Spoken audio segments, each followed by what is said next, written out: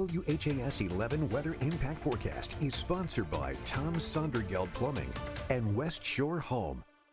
We had our little discussion here on the set just before 5. Which is worse, being in the rain at the Kentucky Derby in Oaks or at Thunder? And I think it's more being at the track. Well, because you're really dressed up, which you wouldn't be maybe at Thunder, but it's never fun in either case. Here you can move around at least tomorrow. I'm thinking of it as like an emergency management kind of nightmare on the Great Lawn. If there's any kind of lightning around, there's nowhere really to hide. But we do have primarily rain in the forecast tomorrow. I think we could have some embedded thunderstorms at times, but more so just plan for a soggy day. By the time the air show kicks off at 3 p.m., temperatures will likely have already dropped into the 60s. So the official forecast high for tomorrow will likely be earlier in the day, during the morning, around noon in the lower 70s. And then as the cold front moves through Louisville between about 2 to 4 p.m., some cooler air will already start to work its way in here. Now, by the time the fireworks show sets off, depending on which model you look at, we dry out. There are a few that still have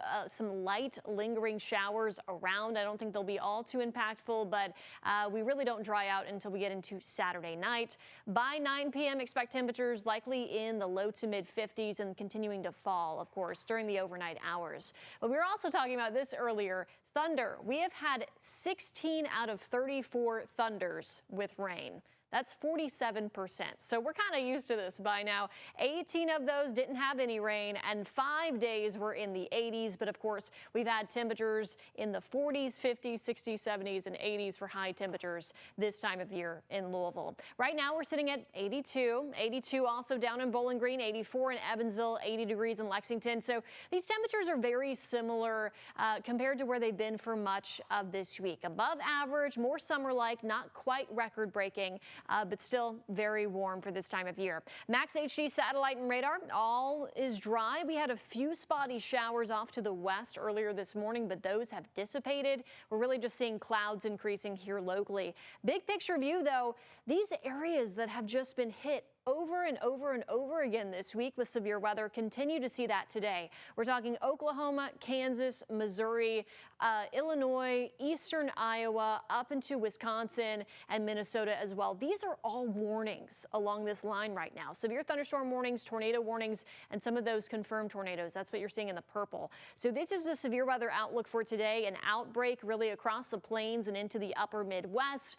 Good news for us, even though it will be soggy tomorrow, our severe weather threat is looking a lot lower from this event. Level 1 out of 5, primarily east of I-65. I think the better chances will be off to our northeast for some strong wind gusts. Our hour-by-hour futurecast here, though, through this evening, primarily dry conditions, temperatures in the 80s, only falling into the upper 60s by early tomorrow morning. Now, our southern Indiana counties, you all may get some activity on the radar 2, 3, 4 o'clock in the morning. It should be weakening, but this is all leftover storm coverage from areas off to the west. The main rain, though, for Louisville and elsewhere arrives likely mid-morning, I'd say 9 or 10 o'clock, and then we'll get waves of showers kind of filling in here, some embedded thunderstorms possible. Our winds change direction, some lingering light rain, not out of the question for fireworks time, but we'll start to dry out there and clear out overnight with much cooler conditions on Sunday. So our 7-day forecast, tomorrow is the rainy day. Drier, cooler on Sunday, but breezy with highs in the low 60s. 60s on Monday. We're back into the upper 70s and 80s for the rest of the 7-day forecast. And of course, you can track the radar anytime with the WHAS 11 Plus app.